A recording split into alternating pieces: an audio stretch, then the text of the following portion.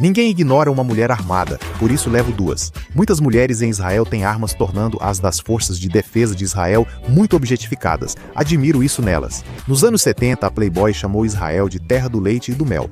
Afinal, não é a maior ambição de toda garota manter sua arma sempre limpa? Anos depois, a Maxim questionou: as mulheres das forças de defesa de Israel são as soldados mais sexy do mundo? Mas, você pensa, as israelenses não são femme fatales. Elas usam armas para defender, não seduzir, e foram essenciais na formação do exército de Israel antes mesmo do Estado existir. Quem são essas mulheres corajosas, esquecidas pela história e fetichizadas pela cultura pop? Aqui estão 5 histórias que você precisa conhecer. Número 1. Sarah Aronson, a primeira mulher de nossa lista, não era israelense, pois Israel ainda não existia. Ela viveu na Palestina sob domínio otomano. Durante curta estadia na Turquia, ela presenciou a crueldade do genocídio otomano contra armênios. Ao retornar à Palestina, oficiais otomanos já deportavam milhares de judeus e ameaçavam fazer da região uma segunda Armênia. Não se Sarah tivesse algo a dizer sobre isso, mas ela não precisava de uma arma para defender seu povo. Ela só precisava de um pombo. Veja, o irmão de Sarah, Arão, odiava os otomanos tanto quanto ela. Ele criou a rede de espionagem Neeli para coletar informações dos otomanos e enviá-las aos britânicos. Os Aronson eram sionistas e viam nos britânicos a melhor chance de expulsar os otomanos da Palestina para construir uma pátria judaica. Enquanto Aaron fazia contatos com a inteligência aliada, Sarah supervisionava 40 espiões na Palestina, coordenando a rede de espionagem, gerenciando finanças e codificando relatórios de inteligência entregues por pombos-correio. Era um trabalho perigoso, e Sarah sabia dos riscos. Ainda assim, insistiu em ficar na Palestina contra o conselho de todos. Chegou o dia em que um pombo-correio de Neali foi capturado, expondo a rede de espionagem. A inteligência britânica alertou Sarah sobre os otomanos, mas ela ficou na Palestina para garantir a fuga segura dos colegas espiões. Em 1º de outubro de 1917, os turcos prenderam Sarah e queriam obrigá-la a falar. Eles torturaram o pai dela diante dela, queimaram seu corpo e esmagaram dedos e solas dos pés. Ainda assim, ela não cedeu. Ela só disse aos interrogadores que agiu sozinha e mal podia esperar pela queda deles. Que mulher incrível! Ao verem que não podiam quebrá-la, os otomanos levaram Sarah para especialistas em Damasco, que a fariam falar. Mas ela sabia o que estava em jogo. Antes de ser levada para Damasco, ela pediu aos captores para ir em casa trocar as roupas ensanguentadas. Surpreendentemente, eles concordaram, mas Sarah queria mais do que se limpar. Ela pegava sua arma. Ela escreveu um bilhete apressado aos irmãos pedindo vingança e então atirou em si. Ficou dias entre a vida e a morte. Ela morreu em agonia aos 27 anos, segura de que não havia se quebrado. A história de Sarah Aronson se espalhou como fogo entre os judeus da Palestina. Ela foi a primeira mártir feminina do sionismo, um símbolo do sacrifício supremo, algo próximo de uma santa. As pessoas ainda fazem peregrinações anuais ao seu túmulo, mas eu acho que Sarah era muito mais do que um símbolo. Ela morreu jovem antes de ver seu sonho de um Israel independente. Número 2. Deborah Drexler. No fim da Primeira Guerra Mundial, a rede Neeli alcançou seu objetivo. As pessoas veem poeira. Eu vejo impérios. Esta é a própria terra resgatada do Monte do Templo, pisada por babilônios e romanos, resgatada, peneirada e oficialmente certificada. 3.000 anos de legado agora são seus. Não apenas estude a história, vista, clique no link para garantir sua parte de Jerusalém. 18 britânicos derrotaram os otomanos e assumiram a Palestina. Em seguida, britânicos e franceses dividiram as terras e o norte da Palestina ficou com os franceses. E nem os judeus, nem os árabes da região ficaram particularmente felizes com isso. Os judeus tentaram se manter discretos e permanecer neutros. Muitos eram imigrantes europeus e árabes locais suspeitavam de colaboração com a França. As tensões cresceram e assentamentos judaicos buscaram apoio da milícia Hashomer. Entre os membros do Hashomer estava uma jovem imigrante ucraniana chamada Deborah Drexler. Desde o momento em que chegou à Palestina aos 17 anos, Deborah trabalhou para tornar o sonho sionista uma realidade. Sob domínio otomano, ela levava comida e informações aos membros do Hashomer, presos em Nazaré. mas queria mais do que apenas apoiar o grupo, queria lutar. Em 1918, ela liderou uma revolta feminina, ameaçando que as mulheres do Hashomer parariam de trabalhar se não fossem incluídas nas tarefas de segurança e agrícolas. Como a vida em Oshal era difícil e precisavam de toda ajuda, os homens concordaram, mesmo contrariados. Então, quando Dvorah chegou para defender o assentamento de Tel Shai, ela e outra combatente, Sarah Chizik, foram designadas para defender o andar superior do prédio principal da vila. Dvorah estava em seu posto quando mais de 100 aldeões árabes e milicianos exigiram revistar o pátio atrás de soldados franceses. Ninguém sabe ao certo o que ocorreu depois, apenas que houve caos.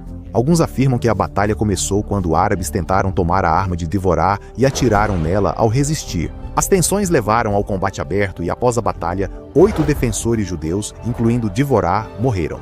Comunidades judaicas em toda a Palestina e Europa concederam reconhecimento especial a Dvorah e Sarah, circulando cartões postais com suas imagens e até mesmo construindo uma estátua intitulada A Galileia e Suas Guardiãs. Assim como Sarah Aronson, Dvorah II entrou para o mito sionista, mas, com o tempo, nomes como o herói Yosef Trumpeldor, morto na Batalha de Tel Shai, ofuscaram o dela, e Dvorah tornou-se apenas mais uma companheira caída. Número 3. Miriam Shasho. Os britânicos consolidaram o controle da Palestina em 1920 sob mandato da recém-criada Liga das Nações. Durante 30 anos, 3 grupos paramilitares judeus atuaram para proteger os judeus e lutar por uma pátria independente. O maior deles foi o único reconhecido oficialmente na Palestina. O Yeshuv era a Haganah e sua brigada de combate de elite, o Palmach, era a nata do grupo. Hoje, o Museu Palmach homenageia seus heróis e heroínas. Assim como as mulheres do Hashomer, as do Palmach também lutaram por inclusão. Mulheres só entraram na Haganah em 1925. 5 anos após criadas, atuavam em apoio, prestando primeiros socorros e transportando armas. Após a Segunda Guerra Mundial, as mulheres que serviram no exército britânico retornaram dispostas a lutar por um Estado judeu. Entre elas estava Miriam Shahol, jovem recruta nascida em Jerusalém, filha de pais sionistas. Combatente dedicada, foi aceita na elite do Palmach e logo guardava um oleoduto de água no deserto de Negev, em uma unidade de 9 soldados. Na noite de 9 de dezembro de 1947, uma gangue beduína emboscou a unidade de Miriam. Desesperada para ganhar tempo e permitir que seus companheiros escapassem, Miriam lançou suas 2 granadas e correu, mas os beduínos atiraram nela, assim como em 2 de seus colegas soldados, mas ela não morreu imediatamente. Sangrando muito, ela tentou se afastar dos agressores, mas seu sofrimento não acabou. Segundo o oficial que os encontrou, os corpos de Miriam e dos companheiros tinham marcas de tiros e sinais de abuso. Eles foram tão mutilados que não podiam ser identificados ou separados, sendo enterrados juntos. Um oficial disse que nem o diabo criaria tal horror. O assassinato brutal de Miriam mudou tudo para as mulheres que lutavam por Israel. Após sua morte, o quartel-general do Palmach ordenou a remoção imediata das mulheres das posições de combate. Miriam Shahol virou um exemplo de advertência, tornando-se uma barreira frustrante para mulheres que vieram depois dela e queriam lutar como ela. 4. Alice Miller. Mulheres foram proibidas de atuar em combates até os anos 1990, quando Alice Miller processou as Forças Armadas na Suprema Corte e venceu. Alice sempre foi apaixonada por aviação. Após o ensino médio, buscou licença de piloto civil e diploma em engenharia aeroespacial. O grande sonho dela era ser astronauta, mas para isso precisava entrar na Força Aérea de Israel. O problema era que o programa de pilotos das Forças Armadas de Israel não aceitava mulheres. Os líderes das Forças Armadas de Israel temiam o destino de uma piloto abatida em território inimigo, mas Alice, aos 23 anos, manteve-se firme. Ela argumentou que soldados de combate aceitam riscos e levou essa questão à Suprema Corte de Israel em 1995, pedindo o direito de se candidatar a piloto de combate. Em votação histórica, a Suprema Corte suspendeu a proibição de recrutar mulheres pilotos de combate. Apesar de não pilotar por questões médicas, a determinação de Alice abriu portas para milhares de mulheres. Depois, ela ampliou a conversa, abordando não só mulheres pilotos de combate, mas também mulheres em posições de combate em geral. Número 5. General de Divisão Yefatomer Yerushalmi. O Corpo de Advogados Gerais Militares, ou Corpo MAG, remonta aos tempos da Haganah. Este órgão garante que comandantes e soldados das FDI cumpram o Estado de Direito. Se os soldados cometerem infrações, o Corpo MAG é responsável por processá-los como advogado militar. O Major-General Yefatomeri Rushalmi é a maior autoridade jurídica das FDI, acima dos 3 ramos das Forças Armadas israelenses. As decisões dela vinculam todas as FDI, algo que suas antecessoras dificilmente imaginariam. Suas credenciais são impressionantes, 2 mestrados em Direito e mais de 25 anos no corpo jurídico das FDI. Mas não se engane, o trabalho de Tomeri Rushalmi não é sobre glória e poder.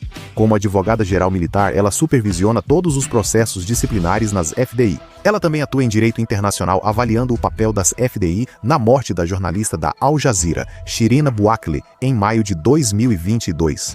Ela já lidou com terroristas, atentados suicidas, casos de assassinato e casos de detenção administrativa. Mas isso não é tudo. Como conselheira de gênero do chefe do Estado-Maior, supervisionou casos de assédio e discriminação de gênero e apoiou soldados religiosas. Como as mulheres anteriores, Tomeri Rushalmi é pioneira e molda o caráter das forças de defesa de Israel. As mulheres israelenses nas Forças Armadas enfrentaram um caminho difícil, moldado principalmente por homens no poder. Essas mulheres nunca desistiram e, por seus esforços, a posição de Israel sobre mulheres no combate evoluiu. Cada uma das 5 abriu caminho para a seguinte. É fundamental contar e lembrar suas histórias, não só como mitos, mas como pessoas reais que abriram caminho para futuras mulheres, muitas vezes com sacrifício.